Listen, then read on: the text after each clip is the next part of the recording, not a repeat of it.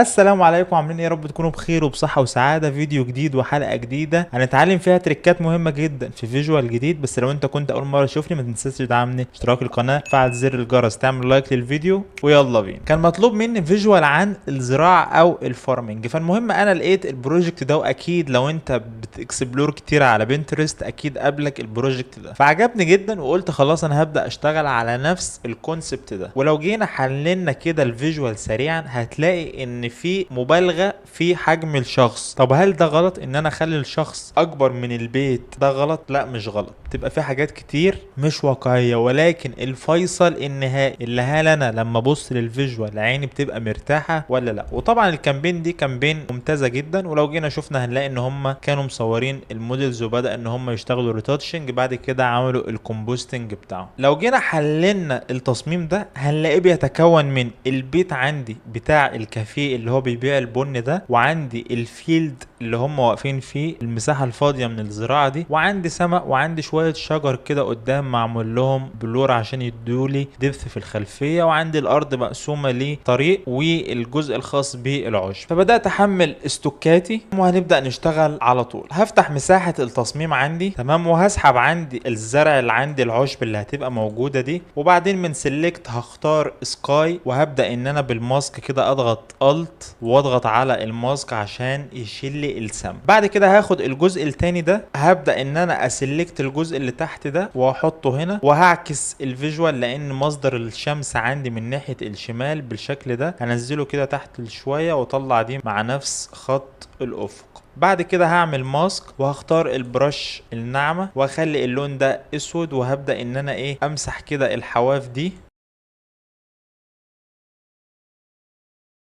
هخلي الاوباستي 50 والفلو 50، وابدا ان انا امسح الحواف اللي عندي دي عشان تبقى ظاهر عندي الخلفيه اللي تحت.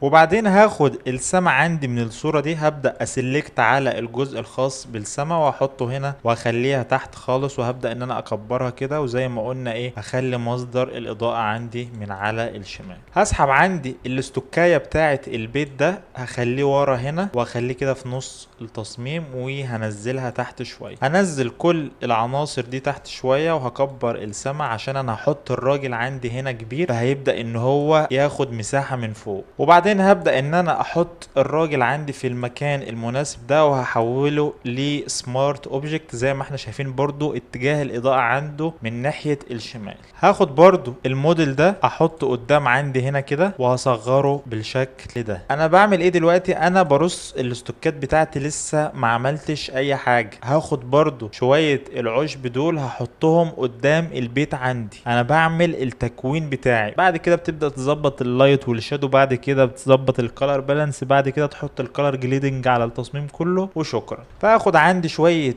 العشب دول احطهم هنا كده، وهاخد بقى العشب اللي قدام ده هخليه اوت اوف فوكس، فهضغط من الشانل على البلو، بعد كده هسحبها على الزائد دي عشان اعمل لها دبليكيت. هعمل كنترول ال، هبدأ ان انا اسحب ده لحد ما الاسود يبقى اسود والابيض ابيض. بعد كده هسلكت من الدايرة دي، هفتح بقى قائمة اللايرز وهختار ماسك، وهعمل كنترول اي عشان اعكس الماسك، وابدا ان انا احولها لسمارت اوبجكت واسحبها عندي في التصميم، احطها قدام هنا كده، واخد العمود عندي ده احطه هنا كده اوت اوف فوكس، وانزله تحت العشب بالشكل ده. انا كده عملت الرصه بتاعتي. تعالى بقى نظبط الاضاءات والشادوهات كده ونشوف الدنيا هتروح بينا على فين. اول حاجه الارض دي محتاج اقلل الهيو بتاعها شويه عشان اللون بتاعها ساتيوريتد قوي كده. جميل. ودي برضو الاخضر اللي فيها بدأ ان هو يبقى هاي ساتوريتد، فمحتاج برضو اسحبه كده، وابدأ ان انا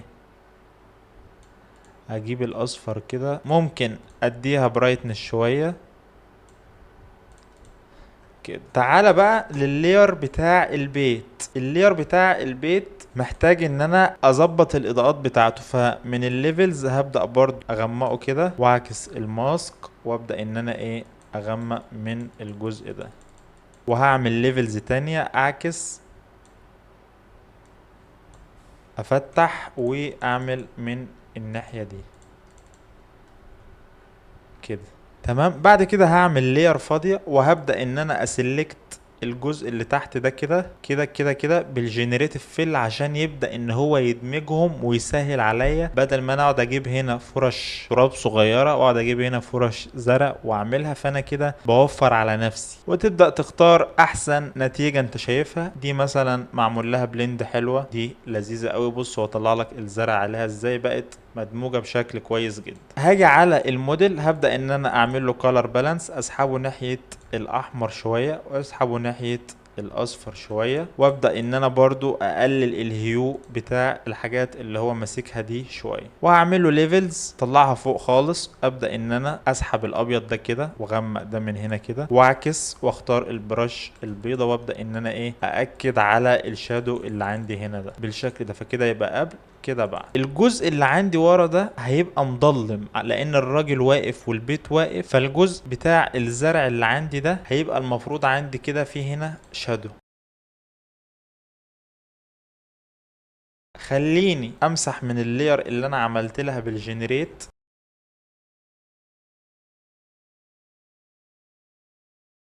الجزء ده، خلي دي ريسترايز واخليها الاول جاوزيان بلور. تمام، وابدا ان انا اقلل الاوباستي عندي شويه.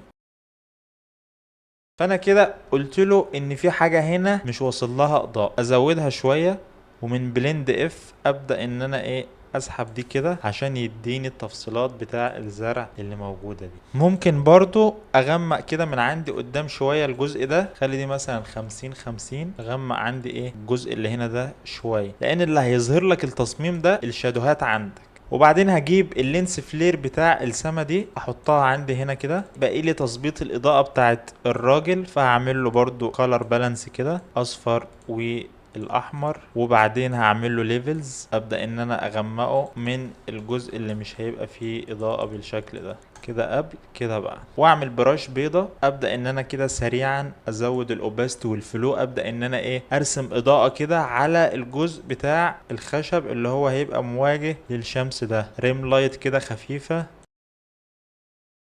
بعد كده محتاج ان انا اعمل له الشادو بتاعه، فهاخد عمنا الحاج ده دبليكيت واخليه كولر اوفرلي باللون الاسود واعكسه وانزله هنا تحت كده. بعد كده كليك يمين ديستورد، هبدأ ان انا اعوجه بالزاوية المناسبة عندي.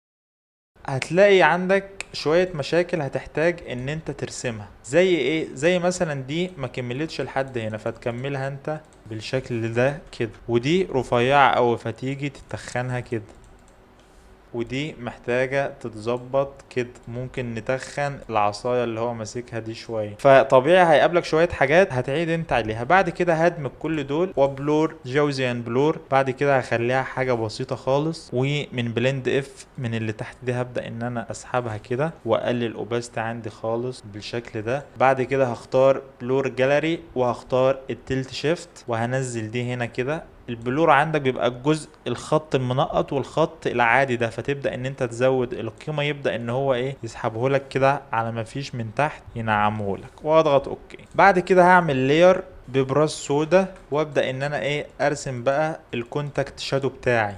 وممكن اجي على الموديل ابدأ ان انا اخلي دي مثلا 20 ودي 30، وابدأ ان انا ايه اغمق الجزء ده.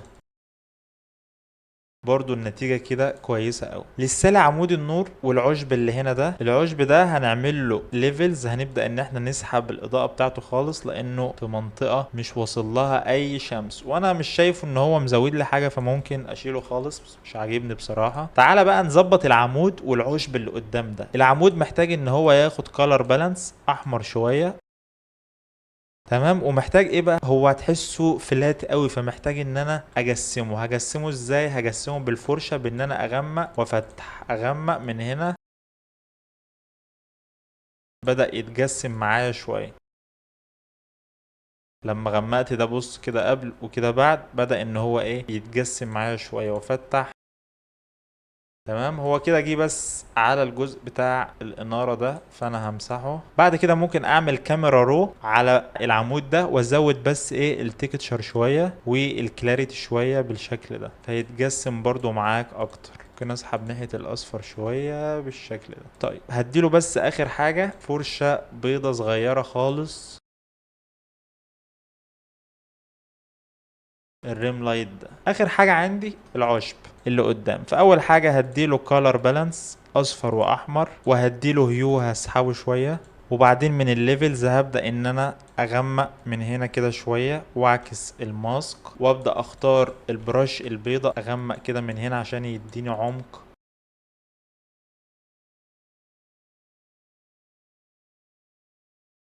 بعد كده هعمل براش اورنج كده قدام عشان تديني الفوج اللي عندي هنا ده. واخر حاجة ان انا هاجي ورا هختار براش للفوج وهختار اللون بتاع السما الباهت ده، وابدأ ان انا اخلي دي مثلا 20 ودي 30، وابدأ اعمل ايه ضباب عندي ورا كده عشان يديني عمق في الخلفية. ممكن بقى هاجي على الراجل ده هضغط الت كده واظهره بس هو، وهبدأ اخد العشب بتاعه ده اسلكت عليه. بعد ما خلصت هضغط الت تاني على اللير عشان اظهر كل الليرات، واخد دي كوبي اطلعها فوق البيت بالشكل ده، على اساس ان مستوى العشب طالع على مستوى البيت، فبرضه شكلها كويس اوي يعني. بص كده قبل وكده بعد عطيالي برضو تفصيلة كويس. اخر حاجة عندي في الاستوكات وهي الديجيتال سكرين هحطها ورا. ممكن توظف فيها اي حاجة، تحط اي حاجة ليها علاقة بالموضوع. فهاجي هحطها ورا عندي هنا كده، امسح منها الماسك ده لحظة، ايوه بالشكل الجميل ده. بعد كده ممكن اديها هيو اسحبها ناحية الازرق شوية بالشكل ده. اخر حاجة وهي تظبيط الالوان النهائية للتصميم. فهاجي هعمل color lookup وابدا ان انا اختار حاجه مناسبه. ممكن اختار مثلا ده تمام، وهرجع اعمل color balance اصفر واحمر شويه. بعد كده سيلكت في color بقى، تبدا ان انت تظبط كل درجات الالوان. الاحمر لوحده واليلو برضو والسيان برضو عندي بتاع السما. واخر حاجة ايه الوايت بالشكل ده كده قبل كده بعد. اخر حاجة هاجي عند العشب بس اللي قدام ده هديله سنة بلور عشان يعمل لي دبث للخلفية ورا، والعمود اللي عندي ده هديله برضو سنة بلور اقل من ده شوية الشكل ده عشان يبقى الفوكس عندي قدام. وبس كده يا صديقي اكون علمتك ازاي تشوف ريفرنس وتبدأ ان انت تحلله وتجيب الاستوكات بتاعتك وتبدأ ان انت تطبقها على فكرة من فروم سكراتش خالص. اتمنى تكون استفدت. مش عايزين نطول قوي في وقت الفيديو. ما تنساش تدعمني اشتراك القناة، لايك للفيديو، تكتب لي كومنت لان صدقني ده بيفرق جدا، وده اللي بيحمس الواحد ان هو يكمل في الفيديوهات. اشوفكم في فيديوهات جاية اقوى واقوى. سلام.